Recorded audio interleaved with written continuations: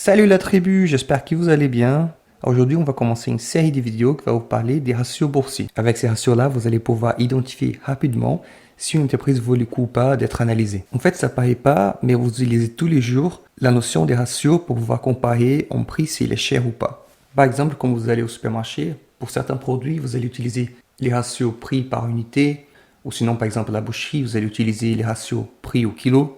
Et comme ça, vous allez pouvoir comparer et savoir si les produits il est cher ou pas. Et donc en bourse, on a plusieurs ratios, mais aujourd'hui, je vais vous parler du ratio PER. Donc c'est Price Earnings Ratio, qui est tout simplement les ratios entre la valeur de l'entreprise divisé par son bénéfice net. Et donc un PER de X indique qu'une société a une capitalisation équivalente à X fois ses bénéfices. Pour que ça soit un peu moins compliqué, imaginons que vous voulez faire un investissement immobilier. Donc vous avez identifié deux apparts. L'appart numéro 1 qui ça vaut 100 000 euros et qui vous paye un loyer de 10 000 euros par an. L'appart numéro 2 qui vaut 80 000 euros et qui vous paye un loyer de 5 000 euros. Donc si vous considérez uniquement, on va dire, la rentabilité ou les bénéfices, entre guillemets, que cet appartement va vous donner, quel est l'appartement le moins cher? Si on regarde uniquement les prix, on a l'impression que l'appartement moins cher, c'est celui-là qui vaut 80 000 euros. Mais finalement, si on fait les ratios PER, on regarde que l'appartement 1 il est en ratio de 10 et l'appartement 2 il est en ratio de 16. En fait, les ratios PER, ils nous donnent dans combien de temps on va récupérer l'investissement initial. Donc ça veut dire que l'appartement 1 il est en PER de 10. Il vous faut 10 ans pour avoir à 100 000 euros. Pour l'appart numéro 2, même s'il coûte 80 000 euros, mais qu'il a uniquement 5 000 euros de loyer par an, donc il vous faut 16 ans pour récupérer l'investissement.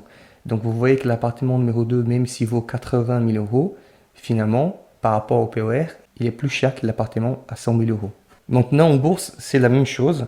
C'est assez simple. Je vous propose qu'on fasse un exercice pratique ensemble pour regarder avec des vraies actions qu'est-ce que ça donne. Déjà, avant de commencer, il faut toujours garder en tête qu'il faut comparer des choses comparables. Si vous regardez une entreprise qui fait des téléphones portables, par exemple, il faut comparer son PER avec une entreprise qui fait des téléphones portables. Donc ici, on regarde trois actions, qui sont trois concurrents, Unilever, Johnson & Johnson et Procter & Gamble. Donc là, vous voyez les prix de l'action. Donc en regardant comme ça, en débutant, il ne sait pas dire c'est quoi l'entreprise la plus chère. Il pourrait penser que l'entreprise la plus chère, c'est Johnson & Johnson parce que son action vaut 145 euros. Ensuite, nous allons sous les sites Yahoo Finance, mais vous pouvez aller de n'importe quel site et vous allez regarder ce qu'on appelle les PER, donc P/E, ça va nous donner les ratios boursiers de PER. Maintenant, on va plus clair qu'en fait, par rapport au PER, l'action qui est la plus chère, c'est Procter & Gamble, parce qu'elle a un PER des 26, alors que les autres deux, elles ont un PER des 23. Donc ici, je vous ai donné un exemple très simple, en pas regardant beaucoup de données, mais idéalement, il faudrait regarder les prix de l'action pendant plusieurs années et comparer avec son PER et de plusieurs actions. Donc même si le PER est très utilisé par tous les investisseurs, il y a quand même quelques limitations. Une des limitations, c'est que les bénéfices de l'année dernière, qui est considéré dans la formule, il n'y a pas une garantie d'avoir un bénéfice l'année prochaine ou les années d'après. Une deuxième limitation, c'est que les PER vont ignorer par exemple la dette de l'entreprise. Donc ça impacte aussi la vraie valeur d'une entreprise. C'est pas pareil d'analyser une entreprise qui a une dette et une autre qui n'a pas de dette.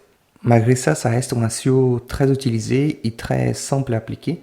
Donc si vous prenez compte qu'il n'y a pas le seul ratio à utiliser, vous pouvez déjà bien traiter les actions en utilisant le PER.